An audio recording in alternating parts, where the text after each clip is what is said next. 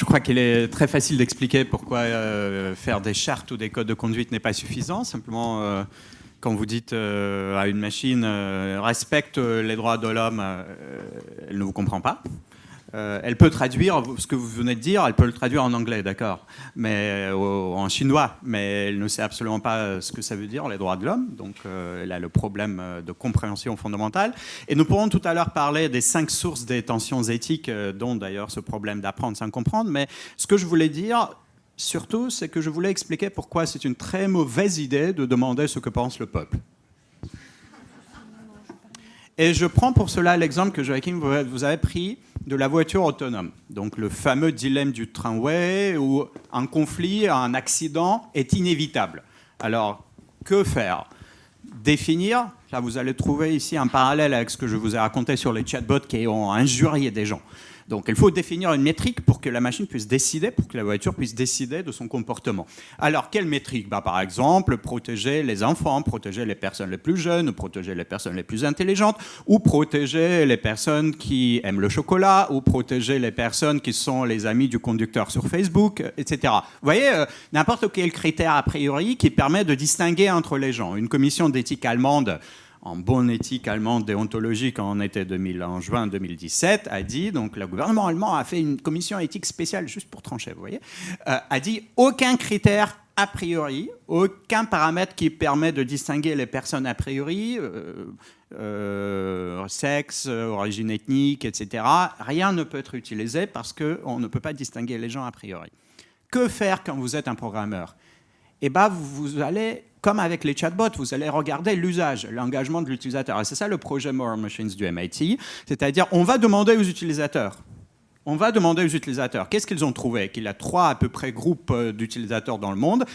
On va appeler ça le monde occidental préfère soit de ne rien faire, mais ce n'est pas un choix, soit de maximiser le nombre de survivants.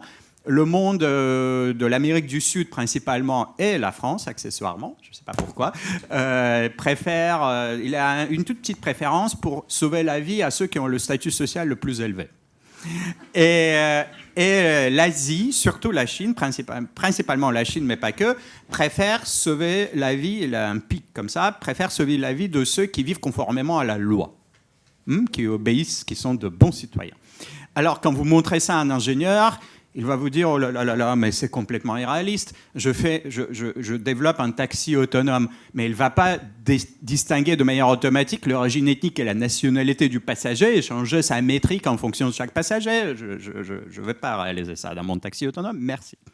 Et ce que je vais dire, c'est que pas seulement c'est techniquement irréaliste, mais c'est immoral, cette solution. Elle est immorale. Et pour vous permettre de ressentir pourquoi, je vais vous donner non pas un exemple analytique, mais une comparaison. Une analogie. Pensez à Ponce Pilate, qui se lave les mains. Vous vous souvenez? Ponce Pilate se lave les mains. Alors, qu'est-ce qui se passe? À ce moment-là, il y a 3 condamnés à mort. Il y en a un qui s'appelle Jésus. Il y en a un autre qui s'appelle Yeshua, donc Jésus, Yeshua. Et le deuxième s'appelle Yeshua Bar Abba. Vous le connaissez sous le nom de Barabbas. Il a le même nom. Ça veut dire Yeshua, fils de son père. Yeshua Bar Abba en araméen. Et ils sont identiques, ils ont le même nom, pour Ponce Pilate, ils ont le même nom, donc c'est un dilemme. Ils se lavent les mains, ils demandent au peuple. Alors, le peuple, les utilisateurs, allez, les juifs, vous décidez. Et pour quelqu'un qui vit à l'intérieur de ce corpus mythologique, pour quelqu'un qui croit à ce récit, et pour quelqu'un pour qui ce récit est important, par exemple pour un chrétien ou pour quelqu'un qui adhère au mythe néo-testamentaire, il est clair que ce choix de Ponce Pilate doit être condamné. Donc, de l'intérieur de ce récit, c'est un choix qui ne peut qu'être condamné. Donc, vous voyez que l'idée que la justice se fait en demandant aux utilisateurs, enfin, par ce choix, la mise à mort par référendum, ça ne marche pas du moment où vous êtes à l'intérieur du récit. Et donc, avec la voiture autonome, évidemment, ce ne sera pas comme Ponce Pilate, mais on sera tous dans le récit où on nous racontera ce qui s'est passé, etc. Et là, on va condamner le choix de la mise à mort par référendum. Donc, demander la métrique aux utilisateurs, comme avec les chatbots, est une mauvaise idée. Je trouve que c'est toujours intéressant ces dialogues entre sciences humaines et sciences dures. Donc avec ça, vous êtes ingénieur, n'est-ce pas? Parce que professeur de philosophie. Je vois ça, puisque nous avons très vite dérivé sur ce qui est moral et sur ce qui est immoral. Et je vois que le critère qui a été choisi, c'est finalement, à l'intérieur du récit biblique, puisque Ponce Pilate est condamné, alors c'est immoral. Ce qui s'entend, mais peut-être que la définition du moral ou de l'immoral répondra à d'autres critères pour d'autres personnes dans cette salle. Vous voyez ? Et pour ce qui est de l'opposition vraiment ingénieur et vers non-ingénieur, moi je comprends tout à fait le problème du critère a priori, puisque c'est l'essence de la programmation. Mais ce que je ne comprends pas, c'est pourquoi beaucoup d'ingénieurs qui font de l'éthique sont obsédés par cette idée du critère a priori de la moralité.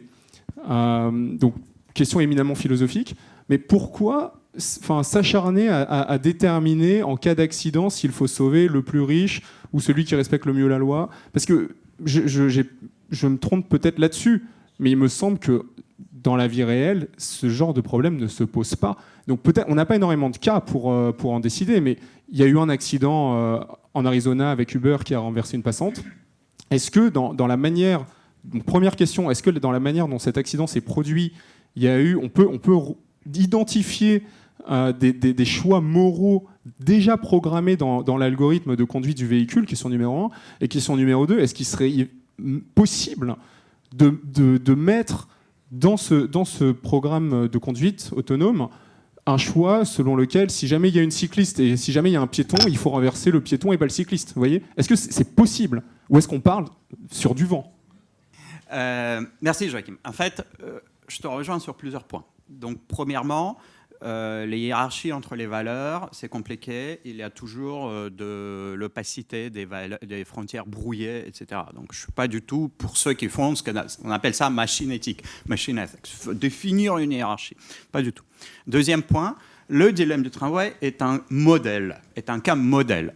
Dans la vie réelle, ça arrive avec une probabilité tellement basse que ça n'arrive pratiquement jamais. Le dilemme du tramway est un modèle important, est un modèle qui permet de penser cette situation en dehors de toute condition technique. Le temps disponible pour répondre, les disponibilités des données et tout cela, on met tout entre parenthèses, on a juste un choix éthique. Mais c'est un modèle aussi qui nous permet de penser d'autres types de situations réelles. Alors, dernier exemple, en novembre 2018, Google, il y a quelqu'un de Google ici, peut-être, non? Pas aujourd'hui. Alors, Google décide de modifier son système qui s'appelle Google Smart Compose. Qu'est-ce que c'est Google Smart Compose? C'est le système, c'est le chatbot de Google qui remplit pour vous, qui complète les phrases. Quand vous commencez à taper, vous savez tous, Google vous propose de compléter la phrase automatiquement pour vous. Ça s'appelle Smart Compose. Ils se sont rendus compte en novembre 2018 que parfois ce système se trompait sur les pronoms personnels genrés. Parce que ingénieur, je sais pas, docteur, etc. Ça peut être il ou elle, et là tout un tas de mots. Oui, parfois ce système va se tromper. Et il y a eu beaucoup de gens qui ont écrit à Google en disant « Oh là là, il me met il ou elle, il me met elle, et ça doit être l'autre là, et je suis vraiment en colère contre vous, Google. » Donc Google, dans le contexte que vous connaissez américain du débat MeToo en 2018, etc., Google a dit « Problème éthique grave. Qu'est-ce qu'on va faire ?» Ils ont juste supprimé complètement l'usage des pronoms personnels. Plus jamais leur système ne dira he or she. Plus jamais, il ou elle. Plus jamais. Donc, au lieu de dire comment va-t-il, il va toujours dire comment ça va. Toujours. Et vous voyez, de par cela, ils ont rendu leur langage plus inhumain. Parce que nous, les êtres humains, bien sûr que nous disons il ou elle. D'accord ? Donc là, c'est juste quelque chose qui complète des phrases, mais vous imaginez un chatbot avec lequel un enfant va parler longuement, qui n'utilise jamais il ou elle, qu'est-ce que va apprendre, quel genre de langue va apprendre cet enfant? Donc rendre plus inhumain, c'est pas anodin comme choix. Et donc moi, je pense qu'à la place de cela, passer certains seuils de conflit, évidemment, il faut définir des seuils de conflit, Google aurait dû tirer au hasard et informer l'utilisateur que le pronom personnel a été tiré au hasard. Et donc, toute cette histoire de voiture autonome, comment définir la métrique, etc., ce n'est pas juste pour le dilemme du tramway, qui est un cas idéalisé. Il y a aussi des cas tout à fait réels, beaucoup moins dramatiques, personne ne meurt, mais des choses sur lesquelles les concepteurs et les programmeurs, aujourd'hui, doivent prendre une décision. Je rebondis juste sur la possibilité de créer des métriques du caractère éthique. Moi, je suis plutôt partisan de laisser plutôt le peuple agir, et je m'explique pourquoi, parce que je pense que dès lors qu'on pose le problème de manière technique, on a déjà perdu. Là, l'idée de la moral machine qui demande à des gens de choisir entre plusieurs alternatives, ben on a déjà posé le problème de manière technique. On l'a posé d'une manière technique dans le sens où c'est artificiel. On a une situation qui est artificielle, qui peut certes être un modèle vers quelque chose, mais on a déjà posé un cadre. Et en fait, qui dit poser un cadre, en fait, on a monopolisé un discours, on a monopolisé aussi des représentations normatives par une petite communauté.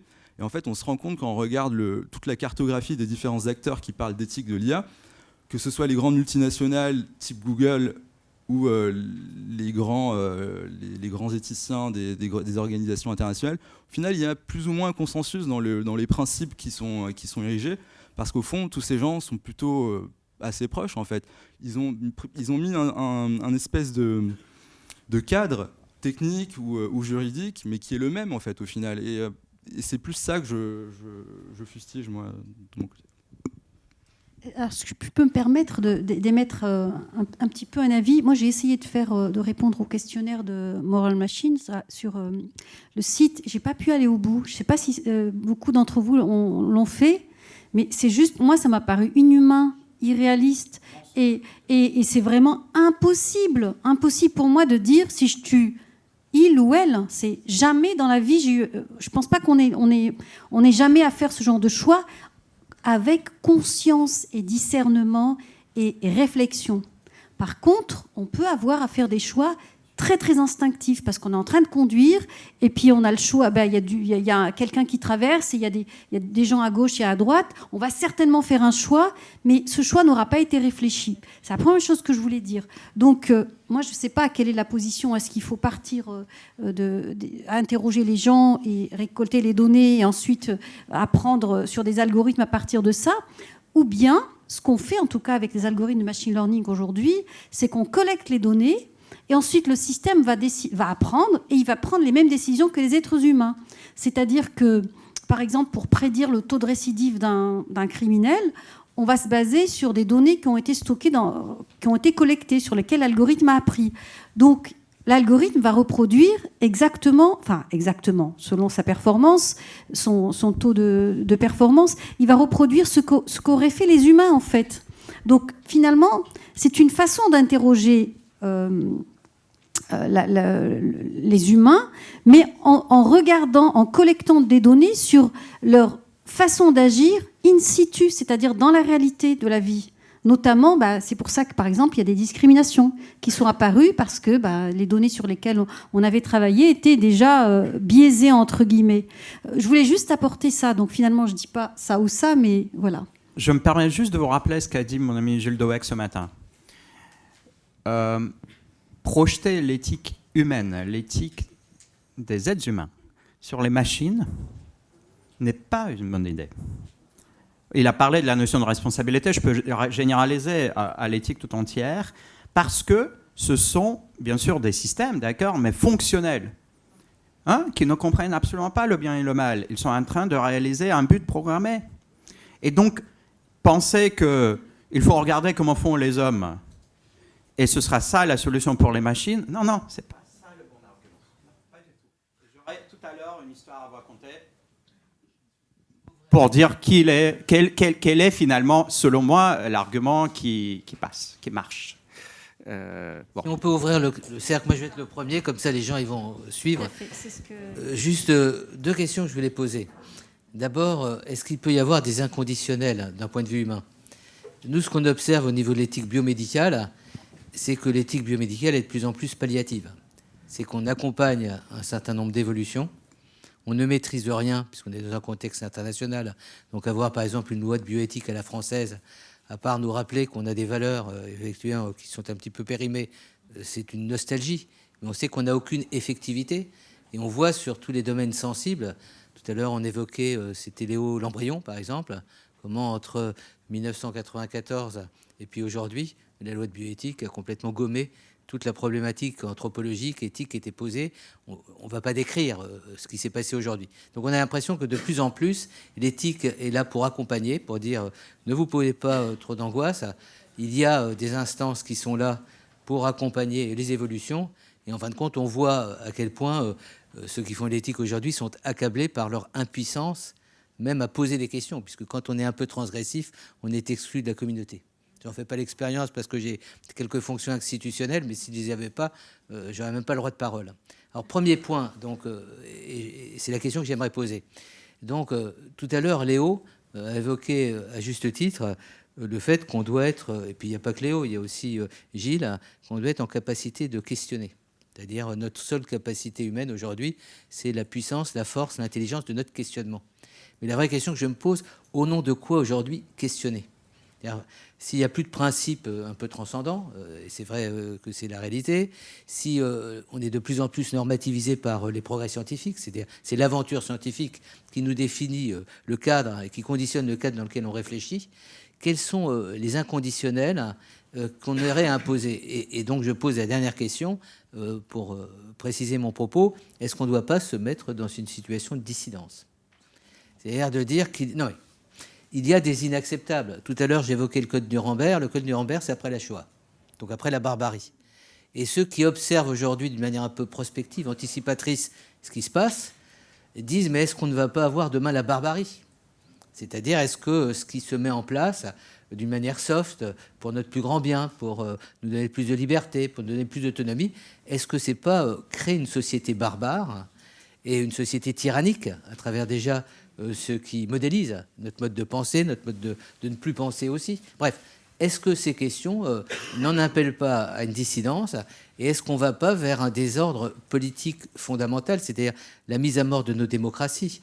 Parce que nos démocraties, c'est l'intelligence du débat, de la contradiction, et la capacité aussi d'influer sur notre destinée et de poser des valeurs, par exemple celle des Lumières, hein, comme des valeurs d'autorité par rapport à ce qu'est notre devenir. Donc, bout à bout, on a la crise des Gilets jaunes, on a toutes les crises autour des débats de société qui anéantissent un petit peu tous nos repères.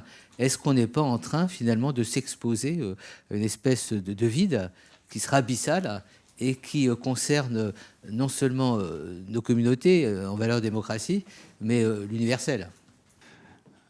Alors, comme toujours, Emmanuel pose des questions profondes et difficiles. Il est toujours difficile d'apporter une réponse. Je vois deux questions, effectivement, voilà, très sans réponse, hein, effectivement, mais cerner des questions sans réponse, c'est déjà faire un grand pas. Et donc la première, telle que je l'ai interprétée, c'est à partir du moment où il y a de moins en moins de principes transcendants communément acceptés. Donc par exemple, à partir du moment où dans cette salle, le récit de Ponce Pilate qui se lave les mains est de moins en moins accepté, sur quoi fonder des normes morales ou des normes tout court en fait, qu'elles soient morales, éthiques, juridiques, tout ça c'est des qualifications a posteriori. On sent au fond de nous, dans notre manière d'agir, si c'est communément accepté ou pas. Il y a une manière de se tenir dans cet amphithéâtre qui je pense, ce serait une question, une fausse question de chercher à déterminer si elle est de l'ordre de l'intégrité, de l'éthique, de la morale ou du droit. Mais tout le monde sait quelles sont les normes. Et effectivement, la difficulté, c'est qu'on a tellement cherché à les rationaliser qu'on a perdu finalement ce qui faisait consensus sans qu'on le nomme. Et je pense que le déclin des récits religieux, qui est à relativiser quand même, hein, parce que déclin ici, regain ailleurs. Donc c'est peut-être plus compliqué que ça. Et à mon avis, c'est une logique tout à fait occidentale qui est liée à ce que Weber appelait déjà le désenchantement du monde, cette perte de transcendance. Mais effectivement, il y a cette question qui se pose, et moi, la réponse que je voudrais esquisser, c'est qu'en réalité, ce qui fait consensus, c'est le fruit d'une histoire. Donc ça, déjà, c'est un point qui fait débat, forcément. Et j'irai plus loin, je dirais que ce qui fait consensus, c'est le fruit d'une histoire juridique, dans le sens où toutes les valeurs que vous avez pu voir sur les slides ou que vous avez pu voir mentionner ou entendre mentionner jusqu'ici, en réalité, ce sont des concepts qui ont été lentement travaillés depuis leur origine romaine. Donc on parle de... Exactement, ils le sont toujours. Ils le sont toujours et ils le sont d'une manière qui est fascinante parce que ce n'est pas que du juridique, ce façonnement des valeurs. Mais je pense que se rendre compte que lorsqu'on parle d'équité, de bonne foi, de justice, etc., ça a une origine et qu'en réalité, le concept, on peut le voir travailler, on peut le voir évoluer, ça a quelque chose de rassurant. Donc ça, c'est la première réponse que j'aurais souhaité apporter à Emmanuel. Et la deuxième, faut-il être dissident? Donc là, on reconnaît un caractère impétueux et la réponse que j'ai envie d'apporter, c'est non, en réalité, puisque à partir du moment où on autorise la dissidence, on autorise le chaos. C'est un peu comme si je posais la question, dans cet amphithéâtre, est-ce qu'il faut être dissident si on n'est pas d'accord sur le fait que si on est seul, on occupe une place? Vous voyez, moi j'aimerais bien, mais dans ce cas-là, je mets mes jambes sur John Matthew. Et je pense que ça va être mal perçu d'un côté et de l'autre. Donc non, je pense que la dissidence, c'est pas forcément une bonne idée. Et ce qui justifie ça, c'est justement ce que je disais en début d'intervention sur ce monopole du droit sur les normes.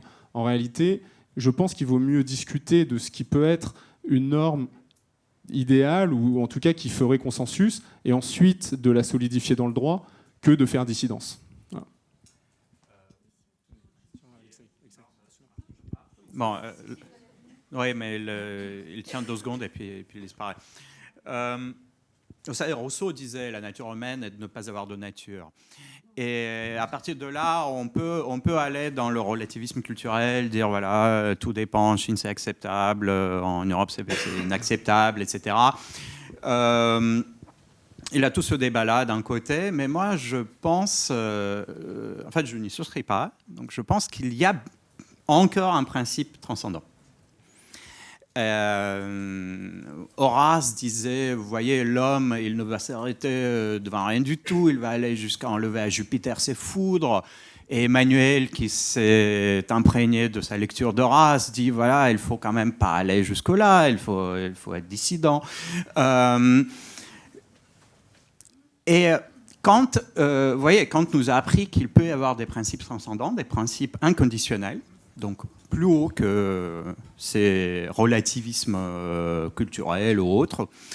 Et moi, je vais l'énoncer et puis le commenter en 2 phrases. Mais c'est mon choix personnel, subjectif.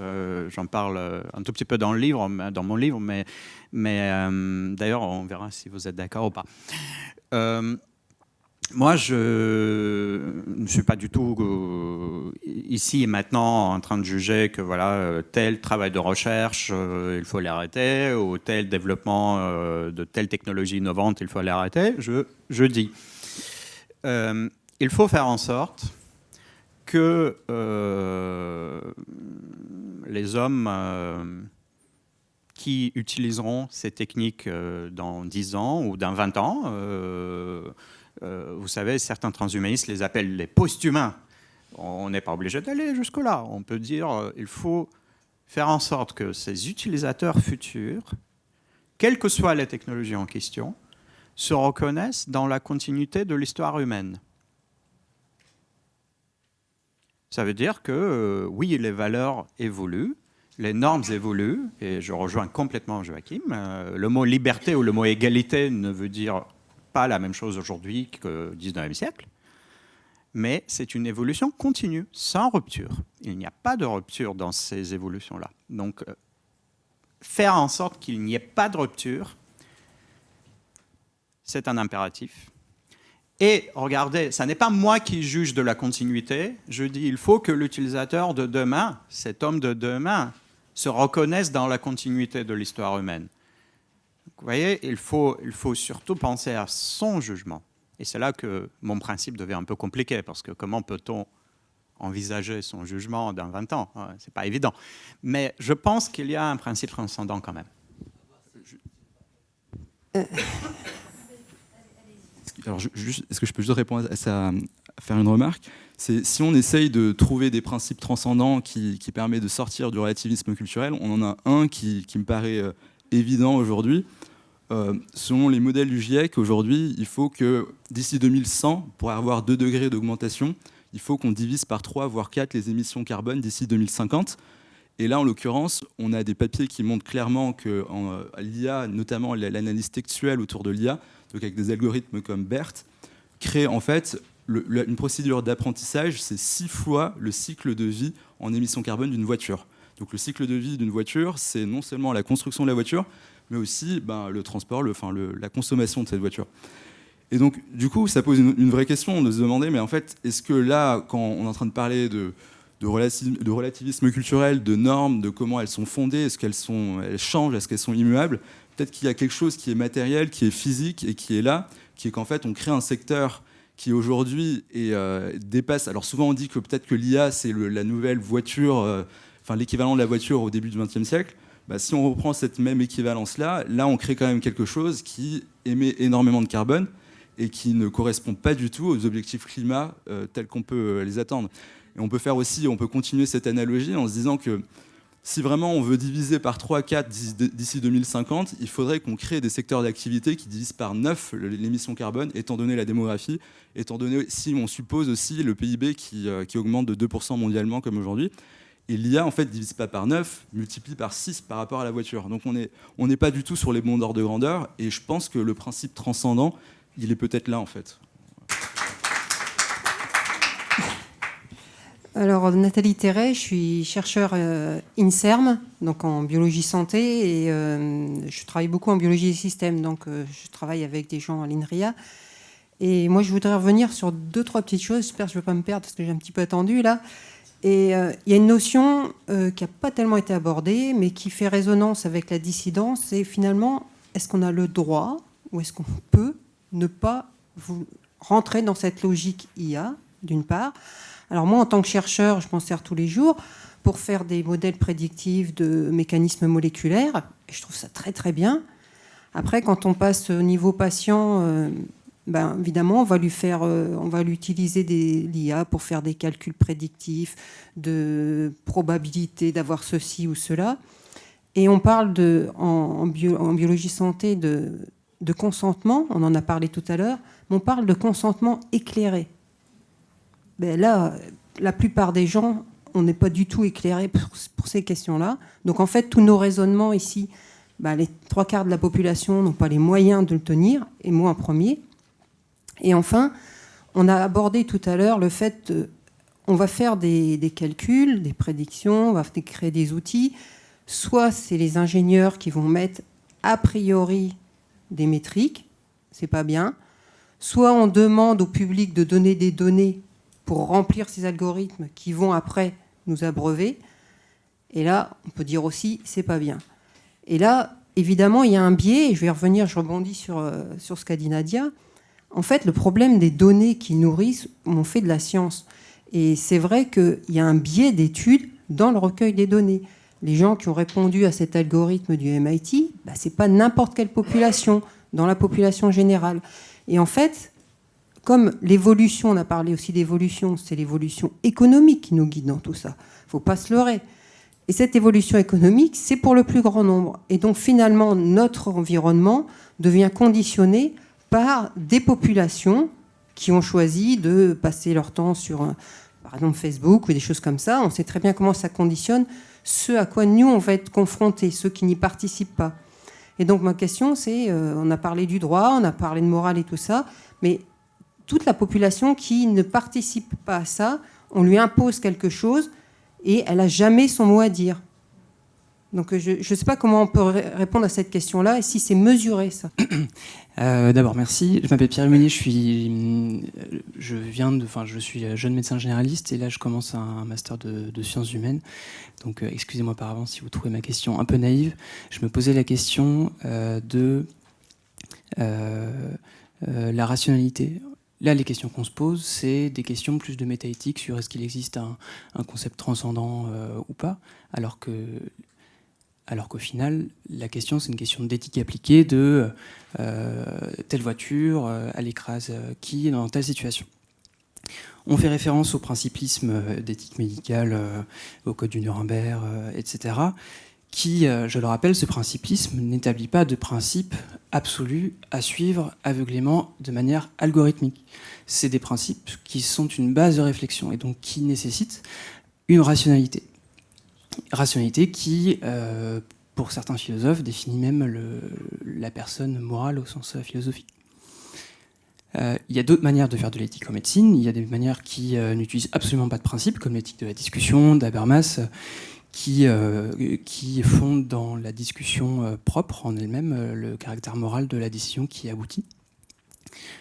Tout ça pour dire que ce qui est important dans l'éthique, en tout cas en médecine, de ce que je la comprends, c'est le processus de délibération.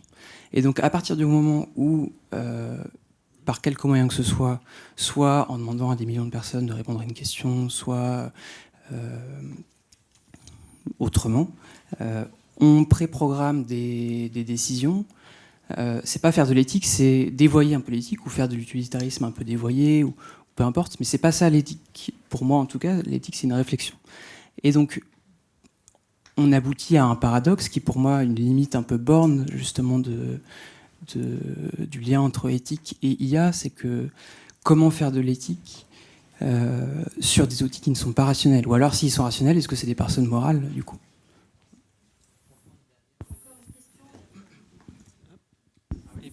Oui, merci.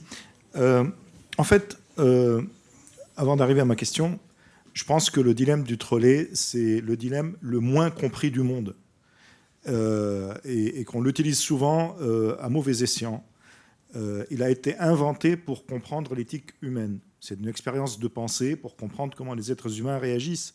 Et il a un défaut de base qui est celui-ci. Il enferme la question dans un utilitarisme, parce que c'est toujours le choix entre N et N plus M, quelle que soit la catégorie de N et de M, etc. Donc, après, en faire un critère universel de réflexion sur l'éthique, c'est une erreur fondamentale, évidemment. Comme, à mon avis, c'est une erreur fondamentale d'introduire le populisme, c'est-à-dire opposer le haut et le bas, dans la réflexion éthique. Maintenant, j'en arrive à ma question.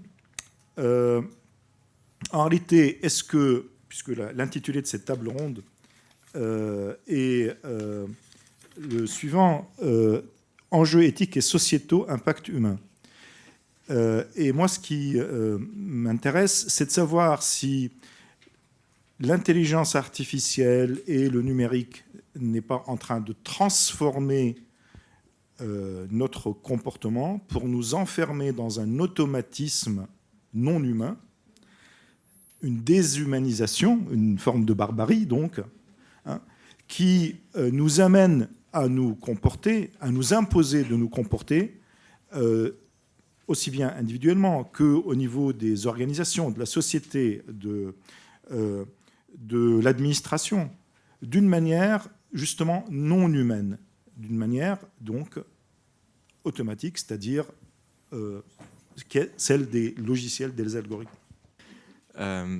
C'est par rapport aux automates. Tous les automates ne permettent de répondre à chaque fois à une situation ou plusieurs. Et plus on rajoute de situations, plus l'automate va être complet ou complexe.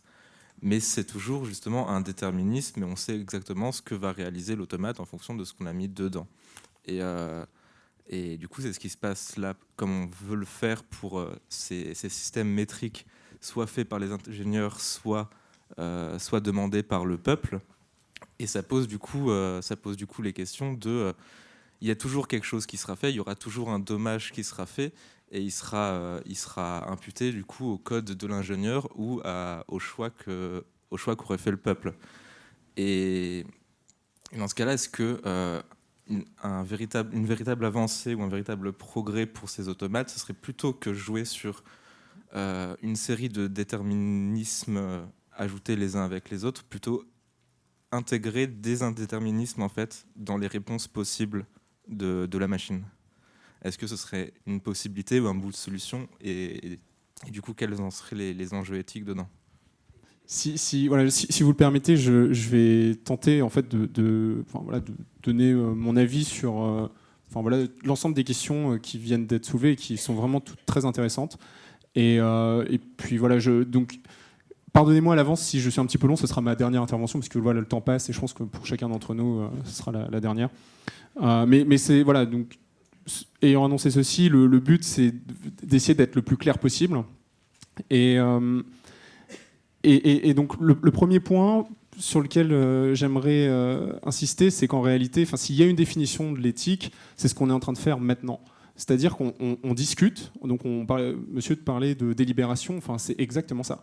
Et autant, j'y reviendrai, je ne pense pas qu'il y ait de définition ou de concept ou d'entité, d'idée avec un grand I de rationalité, autant je pense qu'il y a de la délibération et il y a effectivement des consensus qui émergent. Et donc ça, voilà, ça c'est le premier point, c'est que s'il y a une définition de l'éthique, c'est ce qu'on est en train de faire maintenant, je le pense.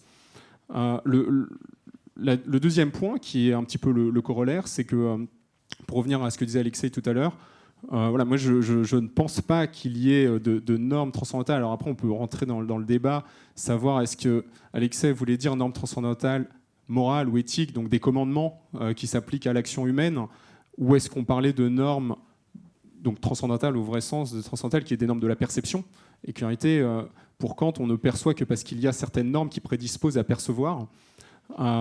Et donc ça, là, on est sur la partie épistémologique de Kant, et là, j'y reviendrai, ce sera mon dernier point, je pense qu'il y a quelque chose d'intéressant.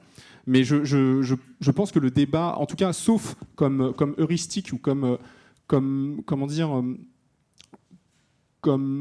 manière de lancer la discussion sur que pensez-vous que soit la justice ou la rationalité, etc.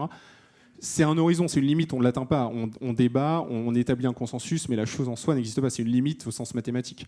Enfin voilà, ça c'est le deuxième point sur lequel je voulais insister.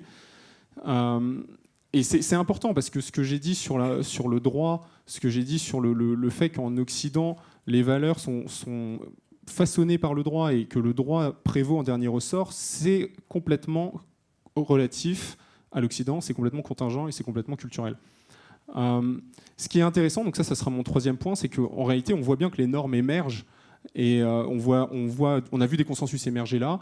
On a vu un consensus émerger d'ailleurs sur l'intervention de John Matthew lorsqu'il a parlé de cette urgence écologique qui est ressentie par tous et qu'il a été applaudi. C'est bien que ça parle à tout le monde, voyez. Et pour moi, s'il y a norme, s'il y a quelque chose à chercher, c'est ça. C'est l'applaudissement sur oui, on est tous d'accord, il faut faire quelque chose. Pour le quatrième point, donc c'est la question de Madame, est-ce qu'il est possible de ne pas entrer dans la logique de l'IA et ça, j'ai envie je trouve que ça fait écho à l'intervention de ce matin lorsque Gilles de Weck disait l'humanité a le choix. En réalité, moi je pense que l'humanité n'a pas le choix. Et c'était l'objet de mon intervention sur l'IA comme révolution graphique, que je vais me permettre de vraiment très très bref. En deux sous-points. Le premier, c'est que des révolutions graphiques, il y en a déjà eu. L'humanité n'a pas toujours eu le médium écrit. Et lorsqu'on voit apparaître historiquement le médium écrit, il y a un certain nombre de transformations sociales qui sont impliquées.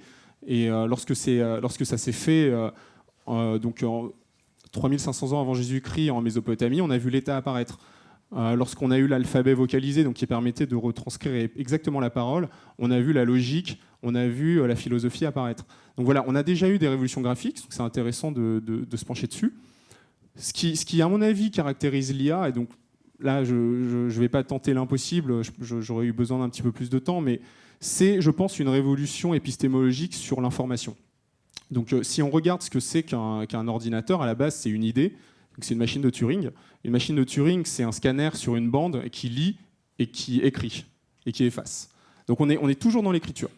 Et ce que ça permet, la machine de Turing, c'est de mesurer l'information très précisément. C'est soit 0, soit 1. Qu'on parle du concept machine de Turing ou qu'on parle de l'ordinateur à la base.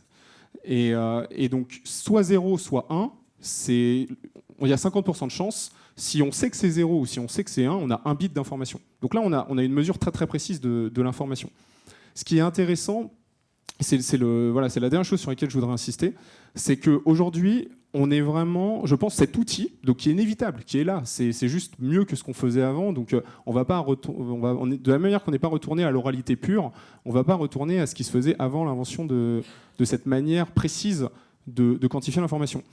Mais le débat épistémologique qui se joue, à mon avis, aujourd'hui, c'est qu'il y a question sur est-ce que cette information, c'est la réalité ou est-ce que c'est de l'information sur la réalité.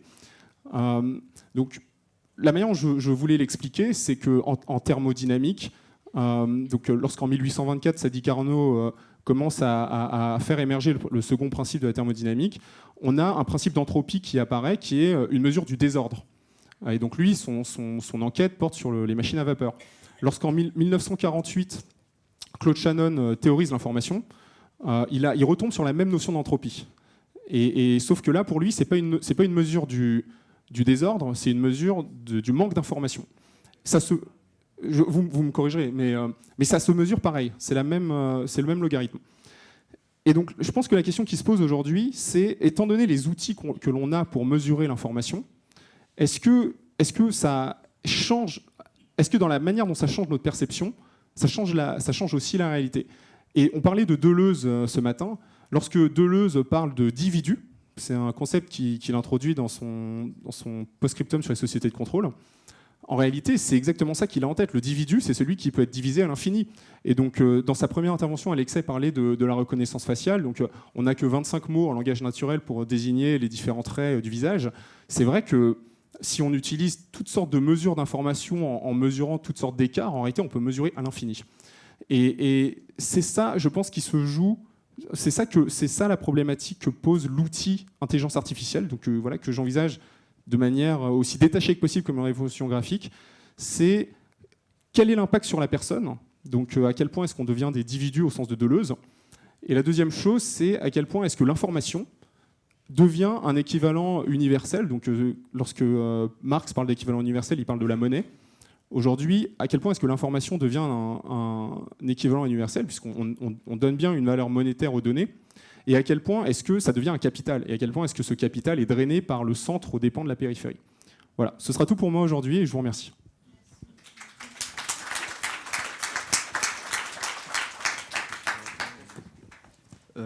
Sur cette idée que l'algorithme est déshumanisant, aliénant, nous enferme dans des boucles, nous réduit à l'état de machine, peut-être une question qu'on peut se poser, c'est si on suppose que l'algorithme est déshumanisant, on peut se poser la question de qu'est-ce qu'était l'humanité avant l'algorithme, qu'est-ce qu'était cette nature humaine que l'algorithme a volée.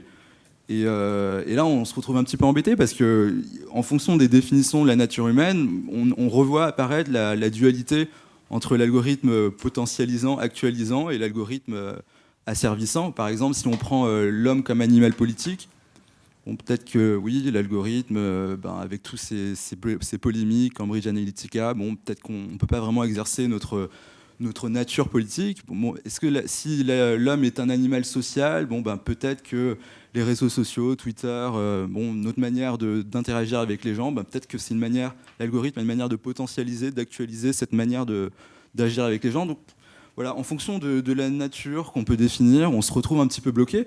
Et en fait, ça pose une question, c'est peut-être dans l'histoire, on a eu tendance à monopoliser, à s'accaparer une nature humaine, souvent pour disqualifier un certain type de pratique, un certain type d'objet. Et là aussi, quelle est cette nature humaine en fait? Peut-être on peut être plus précis sur quel est l'homme, en fait, quelle est la nature humaine quand on parle de déshumanisation. Voilà.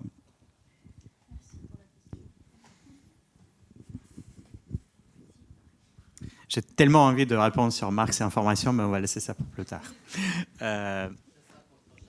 Voilà, mais justement, j'ai écrit là-dessus. Dans les années 1840, quand les chemins de fer ont commencé à apparaître dans nos provinces, les gens disaient « Oh là là, non mais écoutez, c'est inhumain, on va tous tomber malades, on va tous mourir, se déplacer à 40 km/h. » Dans les années 1890, quand le téléphone filaire venait d'apparaître, certaines villes en Suisse n'ont pas installé de réseau téléphonique du téléphone filaire en disant « les gens ne vont pas aller se voir les uns les autres en personne, ça va changer complètement la nature du contact humain. » Pas de téléphone chez nous. 20 ans plus tard, alors le contact humain existe toujours, les normes du contact humain ont évolué et ces villes finissent par installer le téléphone vers la fin de la Première Guerre mondiale. Donc oui, il y a de l'inhumain. Et oui, on va vivre cette évolution des normes. Mais d'où vient cet inhumain déjà? Et donc là, il y a 5 sources de l'inhumain, et après je vous raconte une histoire. Parmi les 5 sources de l'inhumain, la première, on l'a déjà nommée, apprendre sans comprendre. Elle ne comprend pas ce que ça veut dire les droits de l'homme, la machine. La deuxième, on l'a déjà nommée, les biais d'apprentissage dans les données. On n'a pas encore nommé les 3 autres. L'instabilité de l'apprentissage. Vous prenez une voiture, vous changez 3 pixels, pour vous c'est toujours une voiture.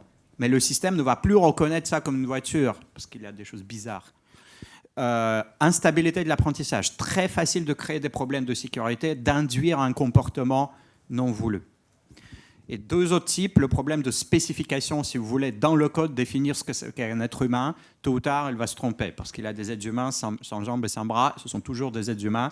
Le système, vous ne pouvez pas spécifier précisément un concept de langue naturelle dans le code. Et le dernier, problème de vérification. Du moment où un algorithme apprend, vous ne pouvez pas prouver qu'il ne fera jamais de bêtises. Et c'est là que ça m'amène à une distinction fondamentale entre un algorithme déterministe et un système apprenant. Un système apprenant est un système extrêmement complexe où il y a bien sûr du déterminisme fondamental quelque part, mais c'est de l'aléatoire pour toute fin utile.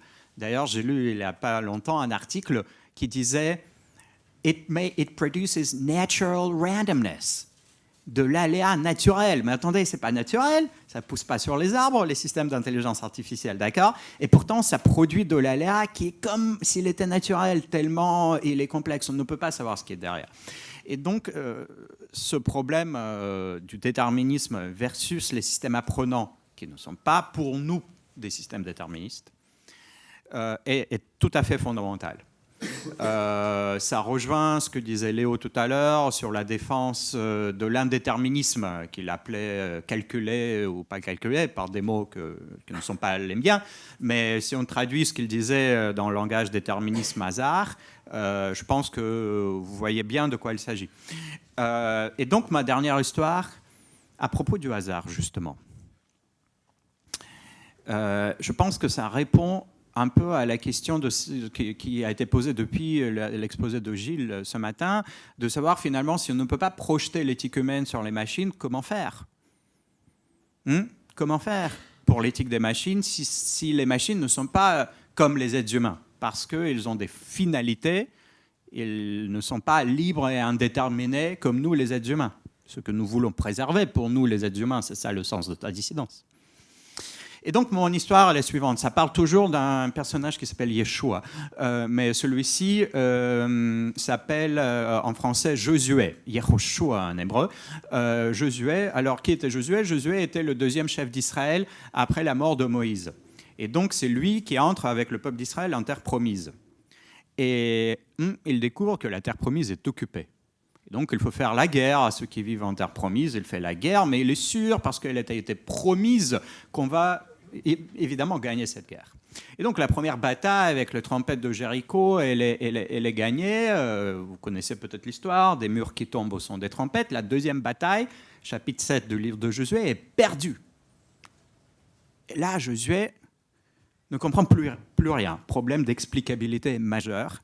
Mais attendez, la terre a été promise et on vient de perdre une bataille, qu'est-ce qui se passe? Donc il déchire ses vêtements, etc. Il va parler avec Dieu, il lui dit, écoute, explique-moi, j'ai besoin d'une explication.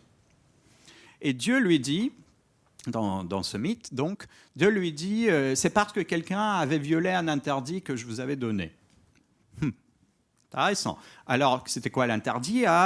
Dieu avait interdit de prendre possession des objets qui s'y trouvaient déjà, en terre promise, et donc quelqu'un a appris quelque chose. Josué lui dit, ok, j'ai compris. Explication partielle, mais j'ai compris. Donc, dis-moi qui c'est, je vais le mettre à mort et on va voler de victoire en victoire comme avant. À quoi Dieu lui répond? En araméen, elle dit, Vechi delatorani, mais suis-je délateur? Va et jette les dés. Bizarre. Josué jette les dés, ça tombe sur un certain Akan. Akan lui dit, mais tu es fou, tu fais la justice par un tirage au sort. Josué lui dit, je te prie, avoue ton crime, parce que par cette même procédure sera partagée la terre d'Israël. Et c'est le Talmud qui interprète.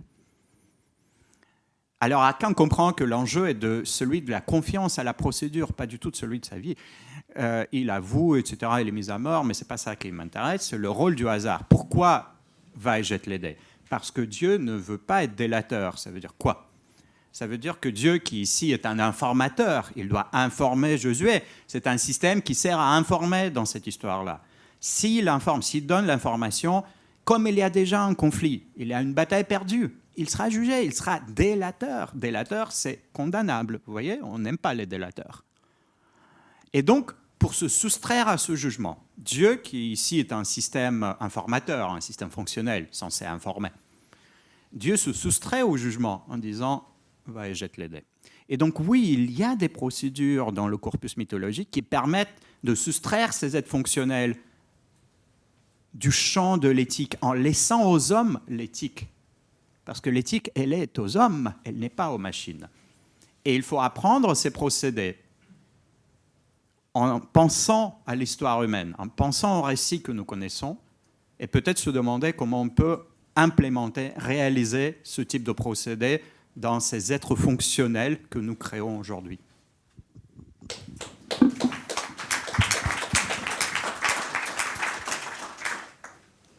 Nous pouvons continuer le débat avec de nouvelles questions, même s'il y a encore il y aurait encore des réponses, je pense, à apporter. Ça peut être aussi des commentaires ou des éléments de réponse de votre part.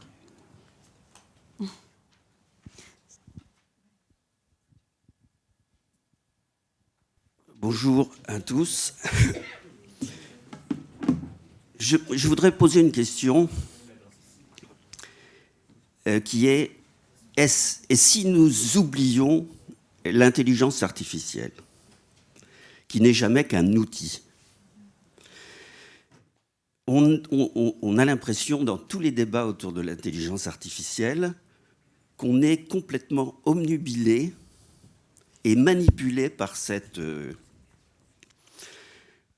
technologie, cet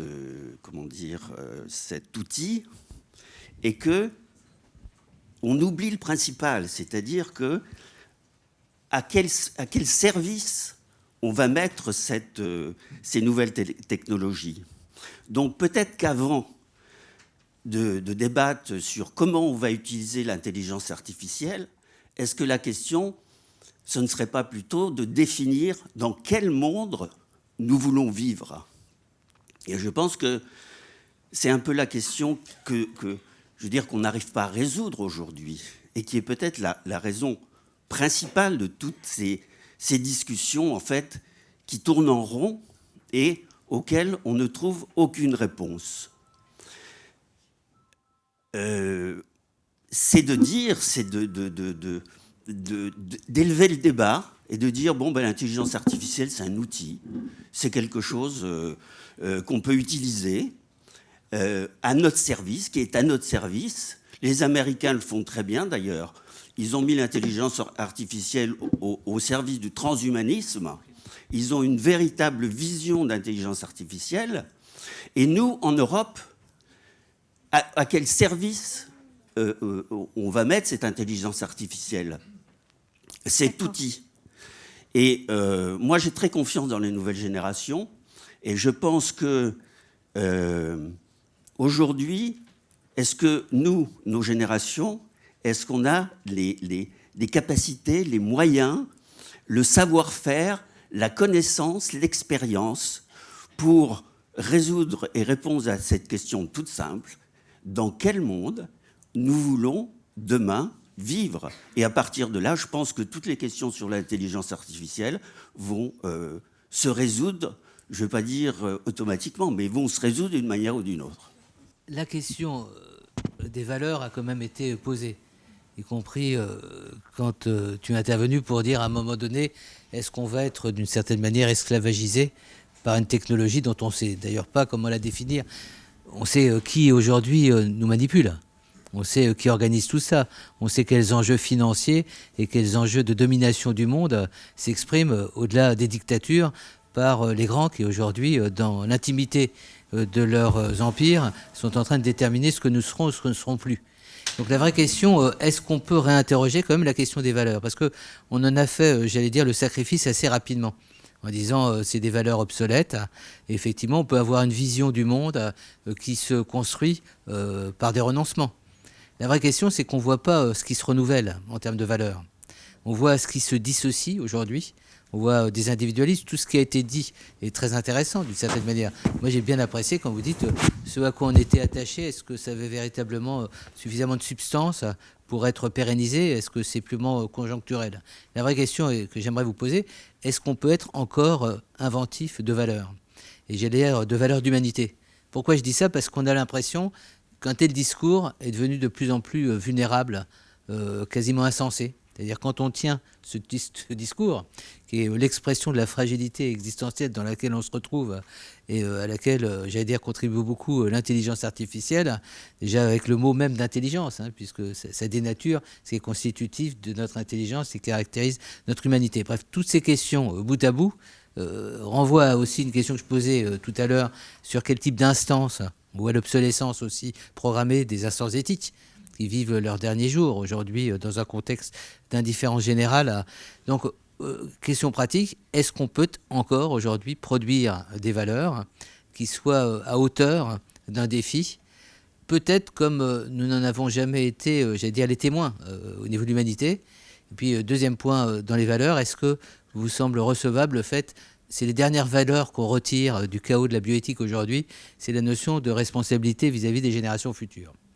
On voit aussi chez Ange Jonas qui dit finalement, est-ce qu'on n'a pas une responsabilité pour qu'il y ait un après de notre monde, c'est-à-dire une forme de pérennité. Voilà. Est-ce qu'on peut fonder aujourd'hui des valeurs et lesquelles, je suis sûr que comme tu dois partir, tu nous diras en 2 mots.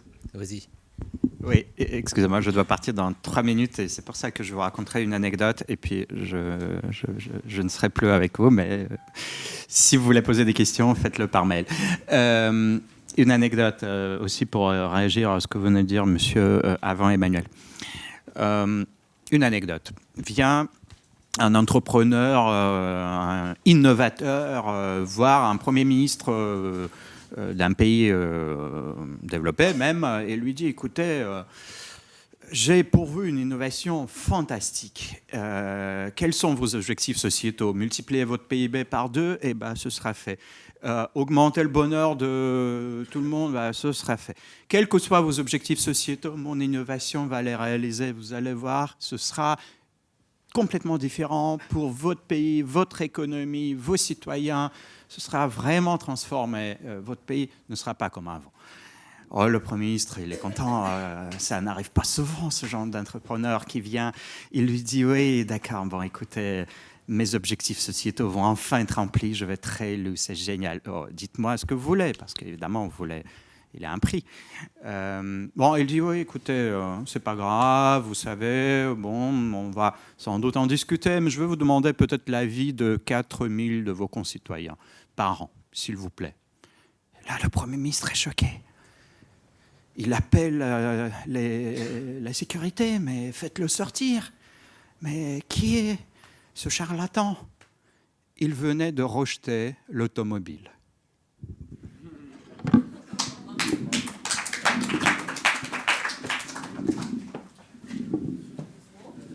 Obsolète, c'est pas un mot que j'oserais employer pour quelque chose qui vous touche de près ou de loin, Emmanuel. Donc, je dirais plutôt, je dirais plutôt que je suis allergique à tout ce qui ressemble de près ou de loin à une dissertation de philosophie et les valeurs.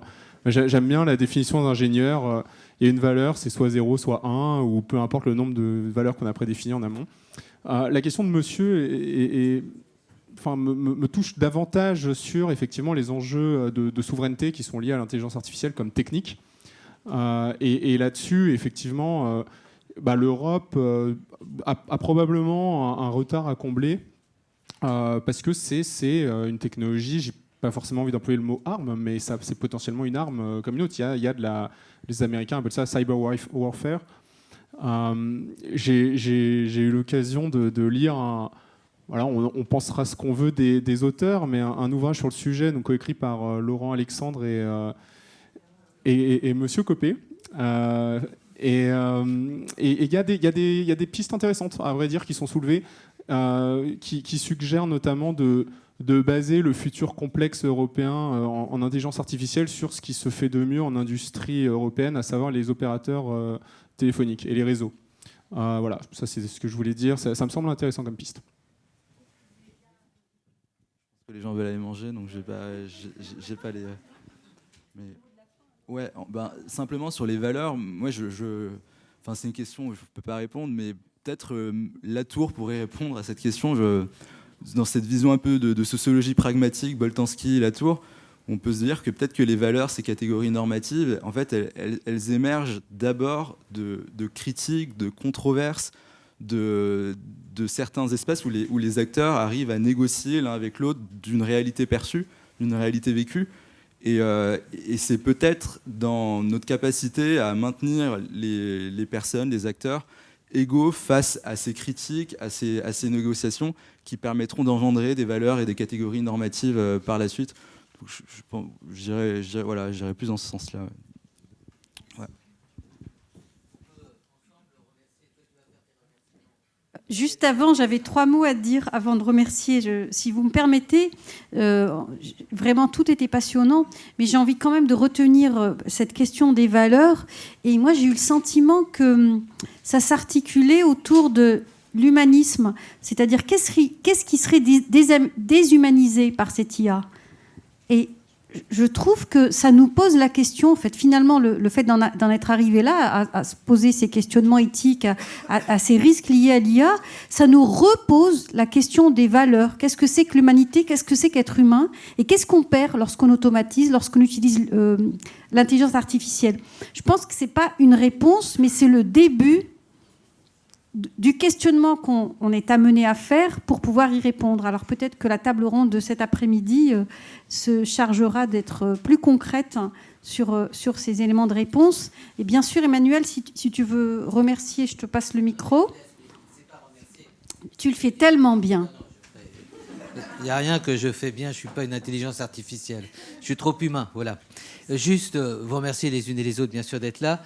Vous dire qu'on se retrouve vers 14h15 tout à l'heure, qu'il y a des petits restaurants dans le coin. Nous n'avons pas demandé aux GAFAM de nous financer notre rencontre. Nous le faisons sur nos propres fonds. On ne fera pas de quête, soyez rassurés, à la sortie. Enfin, vous avez des tas de petits restaurants sympathiques dans le coin. On se retrouve donc à 14h15. Mais dire que je trouve que c'est ça une réunion d'éthique. Tout à l'heure, on disait qu'est-ce que c'est l'éthique? C'est quand même un art du questionnement, mais aussi un art de l'écoute. Je vois à quel point on s'enrichit en s'écoutant les uns les autres. Et soyez rassurés, nous allons continuer dans ce sens. Ça fait 25 ans qu'on le fait à l'Espace éthique d'Île-de-France. Ça fait 3 ans maintenant qu'on a commencé à le faire à Paris-Saclay. Et je trouve qu'aujourd'hui, peut-être plus que jamais, une université responsable, une université dans le monde, et une université aussi internationale et scientifique que Paris-Saclay, a besoin de se donner aussi le temps de l'éthique, c'est-à-dire du pas de côté. Et je trouve qu'il n'y a rien de désobligeant, finalement, à consacrer un peu de temps à mettre en place un peu une discussion sur nos fragilités, sur nos vulnérabilités, notamment lorsque l'on fait ce type de débat avec les gens qui décident demain de ce que nous serons. Je ne sais pas de ce que nous voulons être, mais en tous les cas de ce que nous serons. Et un dernier point, je pense qu'on pourra regretter demain qu'il n'y ait pas suffisamment de débats de cette nature dans la société. Voilà. C'est-à-dire que moi, ce qui m'intrigue, c'est que sur les sujets peut-être les plus essentiels, en tous les cas, tout sujet est important. Dans l'actualité, rien n'est à négliger. Mais sur des sujets de ce type, il n'y ait pas de débat plus ample. Vous voyez, on a eu les états généraux de la bioéthique, on y a été très partie prenante en tant qu'espace éthique de la région Île-de-France, et on a du mal à comprendre aujourd'hui qu'il n'y ait pas une vraie mobilisation et qu'il n'y ait pas une prise en compte de l'intelligence du public aussi. Parce que je pense qu'on ne peut pas être réducteur en disant, effectivement, bon, avec son histoire de Ponce Pilate, on pourrait regarder un peu le contexte historique dans lequel ça s'est passé. On ne va pas faire de l'analyse textuelle avec lui. Mais juste, je pense qu'on est dans un contexte où si les gens ne sont pas capables de s'approprier ces réalités qui sont des réalités faites d'incertitude, de risques, de peur, on va vers aussi une dissidence. Et encore une fois, quand j'ai employé le mot dissidence, c'est une réaction d'autant plus forte que nos politiques sont de plus en plus affaiblies par ces évolutions. Donc on va vers un désordre, je dirais un chaos, qui est très proche de ce qui se passe finalement en Chine. Tu sais que tu vas en Thaïlande dans quelques heures par rapport à la menace aujourd'hui du coronavirus. C'est-à-dire qu'il y a quelque chose de viral d'un point de vue éthique ou des éthiques dans ce qui se passe ici. D'où l'importance de notre réunion. Et vous allez voir cet après-midi, si c'était passionnant ce matin, ça sera encore doublement passionnant cet après-midi. On vous donne rendez-vous. Donc nous réussissez-vous bien de façon à ce que vos esprits soient au rendez-vous.